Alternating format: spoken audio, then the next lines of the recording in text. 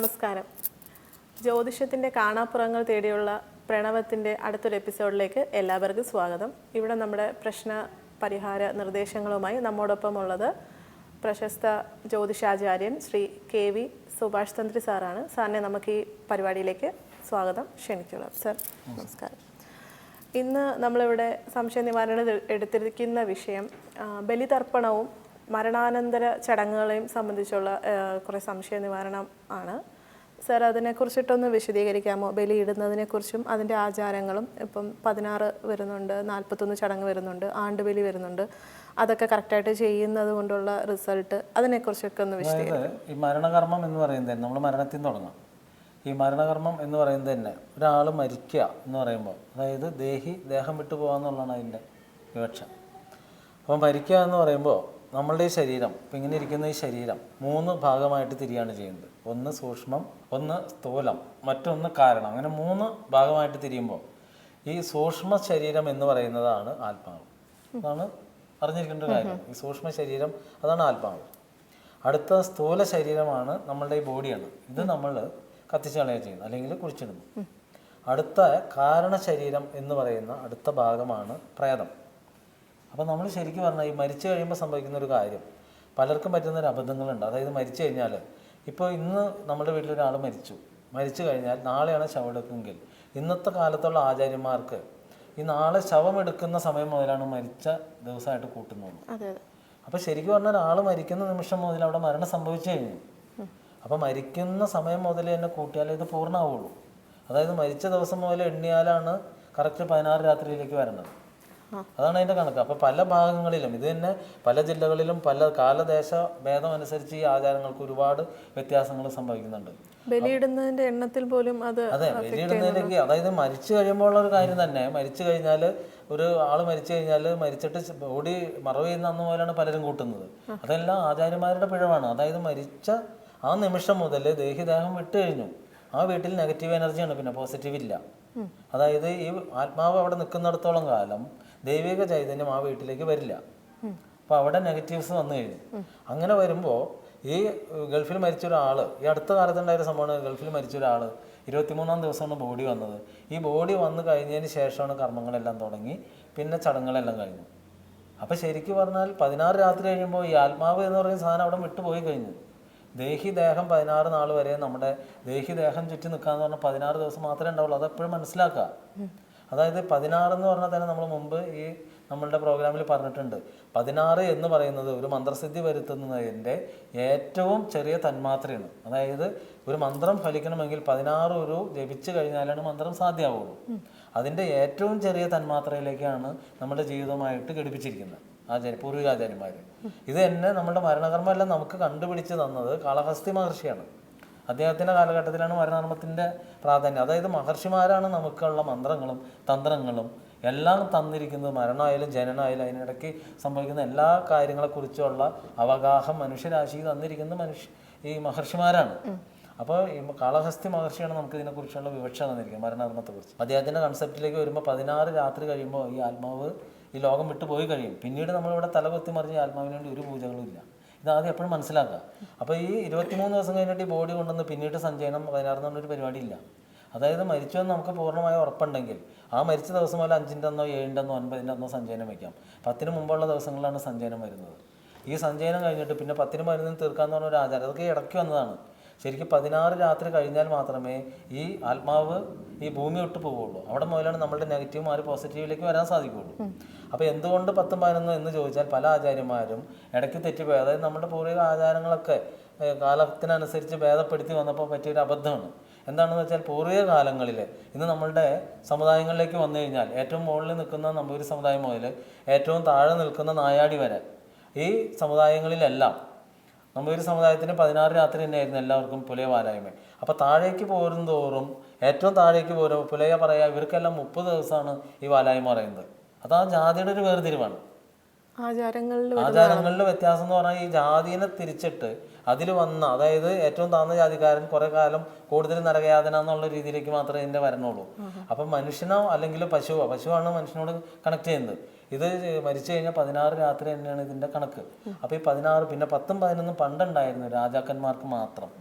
ഈ രാജാക്കന്മാർക്ക് മാത്രം അത് വെക്കാൻ കാരണം അന്ന് എല്ലാം നാട്ടുരാജ്യങ്ങളായിരുന്നു. അതിനൊരു കാരണം ഉണ്ടായിരുന്നു. ഈ നാട്ടുരാജ്യങ്ങൾ പരസ്പരം അങ്ങോട്ടും ഇങ്ങോട്ടും വെട്ടി പിടിക്കുന്ന ഒരു കാലഘട്ടത്തിൽ രാജ്യം അന്യാധീനപ്പെടാതിരിക്കുന്നതിന് വേണ്ടി മാത്രമാണ് രാജാവ് 10നും 11നും ചടങ്ങ് കഴിഞ്ഞിട്ട് ഈ രാജാവ് ഒരിക്കലും സിംഹാസനത്തിൽ ഇരുന്നിരുന്നില്ല. 16 രാത്രിക്ക് ശേഷം മാത്രമേ രാജാവ് സിംഹാസനത്തിൽ വന്നിരിക്കുകയുള്ളൂ. അപ്പൊ രാജാക്കന്മാർ ചെയ്തിരുന്ന ഒരു കർമ്മമാണ് പിന്നീട് ഓരോ സമുദായക്കാരും, അതായത് എല്ലാം വെല്ലുവിളിയാണ്. ഇതിന്റെ കാര്യങ്ങളൊന്നും അന്വേഷിച്ച് ആർക്കും പോകാൻ നേരമില്ല. 10നും 11നും പരിപാടിയൊക്കെ തീർത്ത് എല്ലാവരും അവരവരുടെ പാട്ടിന് പോയി കഴിഞ്ഞു.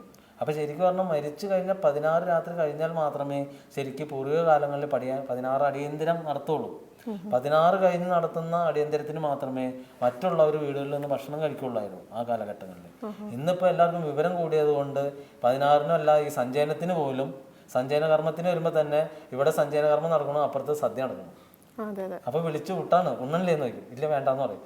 ഓ ഇനി എന്നാ വന്നു ഉണ്ണേന്ന്. അപ്പൊ ശരിക്കും പറഞ്ഞാൽ ഈ പുല തൊട്ട് കൂട്ടാൻ താല്പര്യം ഇല്ലാത്തവന് ഒന്നില്ല. അപ്പൊ ഈ മരിച്ച വീട്ടുകാർ ചിന്തിക്കേണ്ട ഒരു കാര്യമുണ്ട്, കഴിക്കുകയോ കഴിക്കാതിരിക്കുകയോ. ഈ സഞ്ചയന കർമ്മം എല്ലാം കഴിഞ്ഞതിന് ശേഷം മാത്രമേ ചായയും കാപ്പിയും കൊടുക്കാൻ പാടുള്ളൂ. അപ്പൊ അതുപോലും ഇല്ലാതെ ഇന്ന് പല വീടുകളിലും നടക്കുന്നത് ജോലി തിരക്കുള്ളവരാണ് വരുന്നത്. അപ്പൊ അവന് വന്നു കഴിയുമ്പോൾ മറ്റേ കല്യാണ സദ്യ ഉണ്ടോ, ഇത് ഉണ്ടേച്ച് പോയില്ലെങ്കിൽ ഒരു വിഷമം. അപ്പൊ മരിച്ച ആളുടെ സ്വന്തക്കാർ പറയുന്നത് അങ്ങനെ തന്നെയാണ്. ഇനി ഇങ്ങനെ ഒരു കർമ്മത്തിൽ പങ്കെടുക്കാൻ പറ്റുന്നുണ്ട്, എന്തൊരാഘോഷം. അല്ല അതേപോലെയാണ് ഇപ്പോ ആഘോഷമാണ്. അത് തന്നെ നോൺ വെച്ച് കൊടുക്കാൻ പറ്റുമെന്നാണ് ചെല്ലാം ആലോചിക്കണം. ഏത് ഈ പറഞ്ഞ സംഭവത്തിനും അത്ര കണ്ട് മാറിക്കൊണ്ടിരിക്കുകയാണ്. എല്ലാം ഭയങ്കര സ്പീഡാണ്. അപ്പൊ ശരിക്കും നമ്മളുടെ അഭിപ്രായം പറഞ്ഞാൽ 16 രാത്രി കഴിഞ്ഞാൽ മാത്രമേ ശരിക്കും പറഞ്ഞാൽ ഈ പുലവാലായ്മ വിട്ടുപോകുള്ളൂ. അപ്പൊ പണ്ട് കാലങ്ങളിൽ 14ന്റെ അന്ന് തളിച്ചുകുളിക്കാന്ന് പറഞ്ഞ സംഭവമുണ്ട്. 14ന്റെ അന്ന് തളിച്ചുകുളി സമയത്ത് അന്നത്തെ ആചാര്യൻ ഒരു വെറ്റിലയും ഒരു കല്ലുപ്പും കൂടി കൊടുക്കും ഈ പുലയുള്ള എല്ലാവർക്കും. അവരത് മുറുക്കാൻ ചുറ്റുന്ന പോലെ ചുറ്റിയിട്ട് പല്ലിന്റെ ഇടയിൽ വെച്ച് കടിച്ച വെച്ച് നീര് കുറേശ്ശെ ഇറക്കിക്കൊണ്ടിരിക്കും. അങ്ങനെ ആ നീരിറക്കി 90 നാഴിക കഴിയുമ്പോഴാണ് ഈ പുല ഇവരിൽ നിന്ന് വിട്ടു പോകുന്നത്. അതാണ് ഈ 14 ചെയ്യണം. അപ്പൊ 90 നാഴിക എന്ന് പറഞ്ഞാൽ 16 രാത്രി കഴിയും. അവിടെ മുതലാണ് വാലായ്മ തീരുന്നത്. അപ്പൊ അതുപോലും അറിയാതെയാണ് ഇന്നത്തെ ആചാര്യന്മാർ. എന്താണ് പുല എന്ന് പോലും അവർക്ക് അറിഞ്ഞൂടാ. അവര് വരുന്നു ഒരു ശാന്തികാരനാവെന്ന് പറഞ്ഞാൽ വല്ല ബുദ്ധിമുട്ടുണ്ടോ? ഒരാഴ്ച ഒരു മാസം പോയി ചെന്ന് കഴിഞ്ഞാൽ ശുക്ലാംബരധരം വിഷ്ണു ശശിവർണം ചതുർഭുജം പ്രസന്നവദനം ധ്യായൽ എന്ന് പറഞ്ഞിട്ട് ആ സംഗതി കൊണ്ട് മന്ത്രം ചൊല്ലി വന്നു കഴിഞ്ഞു. കേൾക്കുന്നവൻ എത്ര അഭ്യസ്തവിദ്യനായാലും അവൻ്റെ വിചാരിച്ചത് എന്തോ വലിയ മന്ത്രമാണ്. എന്ത് മന്ത്രം അത്? ഭഗവാന്റെ ഒരു ധ്യാന മന്ത്രമാണ്. ഈ മന്ത്രം ചൊല്ലി മരിച്ച വീട്ടിൽ മന്ത്രത്തിന് എന്താ പ്രസക്തി? ഇതിന്റെ ഏറ്റവും വലിയൊരു ഉദാഹരണം ഞാൻ തന്നെ പറഞ്ഞുതരാം. എൻ്റെ ആചാര്യൻ മരിച്ചു കഴിഞ്ഞപ്പോൾ ആചാര്യൻ ഞങ്ങളെല്ലാം പറഞ്ഞു പഠിപ്പിച്ചിട്ടുണ്ടായിരുന്നു. അപ്പോൾ ആചാര്യൻ്റെ മകന് ഇതിനോടൊന്നും വലിയ താല്പര്യമില്ലാത്ത ആളാണ്. അപ്പോൾ ഈ ആചാര്യൻ മരിച്ചു കഴിഞ്ഞപ്പോൾ ആചാര്യൻ്റെ ആ സമുദായത്തിലുള്ള ഒരു ആചാര്യൻ ഇതിന് പൂജയ്ക്കും കാര്യത്തിനൊക്കെ വന്നു. ഭയങ്കര ടൈമിങ്ങാണ്. 3.5 മണിക്കൂർ എടുത്ത് ഈ കർമ്മമൊക്കെ ചെയ്യാൻ. അപ്പോൾ അന്നത്തെ ദിവസം 3.5 മണിക്കൂർ, അത് കഴിഞ്ഞ് പിണ്ടം പൊങ്ങണ ദിവസം 3.5 മണിക്കൂർ. അപ്പോൾ അന്ന് അദ്ദേഹം എൻ്റെ വണ്ടിയിലാണ് കയറി വന്നത്. ഞാനും കൂടെ പോയിട്ടുണ്ടായിരുന്നു. അപ്പോൾ ഞാൻ ആളോട് ചോദിച്ചു, ശരിക്ക് താങ്കൾ അവിടെ ആരെയാണ് വരുത്തിയത്? ഏത് ദേവനാണ്? കുറെ കാണിക്കുന്നുണ്ടോ, അതുകൊണ്ട് ഏത് ദേവനാണ് ഈ കർമ്മമൊക്കെ ചെയ്തത്? അപ്പൊ ആള് പറഞ്ഞു, ഞാൻ അവിടെ ഗണപതിനെ വരുത്തി, ദുർഗേനെ വരുത്തി, പിന്നെ മഹാവിഷ്ണുവിനെ വരുത്തി, ശിവനെ വരുത്തി. ചില ആചാര്യന്മാര് 10 വീടൊക്കെ വെച്ചിട്ടാണ് പൂജ, ഈ സഞ്ചയനവും മറ്റുള്ള കർമ്മങ്ങളൊക്കെ. അപ്പൊ ഞാൻ ആളോട് തിരിച്ചു ചോദിച്ചു, മരിച്ച വീട്ടിൽ നെഗറ്റീവ് എനർജി നിൽക്കുന്നത് കൊണ്ട് ഒരു ദേവതകൾ അവിടെ വരില്ല എന്നുള്ള കാര്യം താങ്കൾക്ക് അറിയുമോ എന്ന് ചോദിച്ചു. അപ്പൊ ആള് പറഞ്ഞു, എനിക്കറിയില്ല. ആളൊരു സത്യസന്ധനായതുകൊണ്ട് എൻ്റെ അടുത്ത് പറഞ്ഞു, എനിക്ക് ഇതിനെക്കുറിച്ചൊന്നും അറിഞ്ഞുകൂടാ.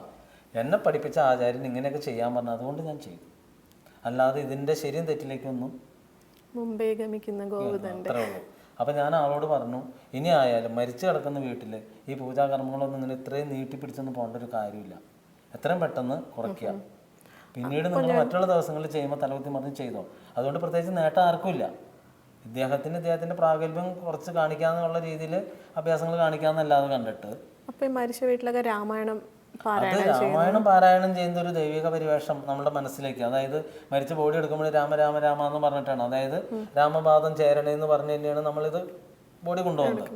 അപ്പൊ അതുകൊണ്ട് ആ രാമായണ പാരായണം ചെയ്യുന്നതും രാമനാമം ജപിക്കുന്നതും ഒരു പ്രസക്തിയായിട്ട് തന്നെ വരുന്നത്. ഞങ്ങളുടെ ഭാഗങ്ങളിലെല്ലാം മരിച്ചു കഴിഞ്ഞാൽ ശരിക്കും പറഞ്ഞാൽ ജോത്സ്യന്റെ വീട്ടിൽ വന്ന് മരിച്ച വീട്ടിൽ നിന്ന് ഈ സഞ്ചയനവും കാര്യമൊക്കെ നോക്കാൻ വരാണെങ്കിൽ നമ്മൾ റൂമിന്റെ അകത്തേക്ക് കയറ്റില്ല, അകലെ നിന്നിട്ടാണ് ഇത് പറഞ്ഞു കൊടുക്കുള്ളൂ. ഇത് തന്നെ ഈ തെക്കൻ ജില്ലകളിലെല്ലാം മരിച്ച വീട്ടിൽ ജോത്സ്യൻ വന്ന് ഇരുന്നിട്ടാണ് ഇത് എഴുതി കൊടുക്കുന്നത്. അതായത് നമ്മളുടെ ആചാര്യം പറഞ്ഞ് പഠിപ്പിച്ചിരിക്കുന്നത് മരിച്ച വീട്ടിലേക്ക് ജ്യോത്സ്യം പോകാൻ പാടില്ല എന്നാണ്. അപ്പം അത്ര കണ്ട് വ്യത്യാസമുണ്ട്. അതായത് ജ്യോത്സ്യൻ എന്ന് പറഞ്ഞാൽ ശരിയായൊരു ജ്യോത്സ്യനാണെങ്കിൽ അദ്ദേഹത്തിന് എല്ലാ ദേവീദേവന്മാരുടെയും മൂലമന്ത്രവും ഉപാസനയുള്ള ഒരാളായിരിക്കും. അപ്പോൾ ആ ഒരു ചൈതന്യം ആ മരിച്ച വീട്ടിൽ ചെല്ലുമ്പോൾ നഷ്ടപ്പെടും. അതുകൊണ്ടാണ് പോകരുതെന്ന് പറയുന്നതിൻ്റെ കാരണം. അപ്പോൾ ഇതുപോലും അറിയാതെയാണ് പല ജ്യോത്സ്യന്മാരും പറയുമ്പോൾ ജ്യോത്സ്യനാണ്, ഭഗവാന്റെ മൂലമന്ത്രം അറിയാമെന്ന് വെച്ചാൽ അറിയില്ല എന്ന് പറയും. ഇപ്പം എൻ്റെ അടുത്ത് പലരും വിളിച്ചിട്ട് പറയുന്നത് ജ്യോതിഷം പഠിച്ച് 3 വർഷം 5 വർഷം ശരിയെന്ന് ഗണപതിയുടെ മൂലമന്ത്രം അത് അറിഞ്ഞുകൂടാ, ആരുടെയെങ്കിലും ഇതൊന്നും നമുക്ക് അറിഞ്ഞൂടാ, പിന്നെ എന്താണ് ജ്യോതിഷം? അപ്പം ഇന്നത്തെ ജ്യോതിഷം എന്ന് പറഞ്ഞാൽ അതാണ് ജ്യോതിഷം.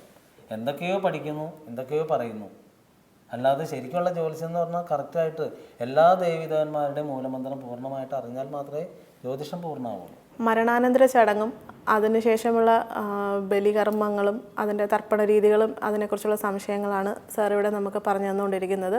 ഇതിനെക്കുറിച്ചുള്ള വിശദമായ കാര്യങ്ങളിലേക്ക് നമ്മൾ വരും എപ്പിസോഡുകളിൽ കാണുന്നതായിരിക്കും. അതുവരെ നമസ്കാരം.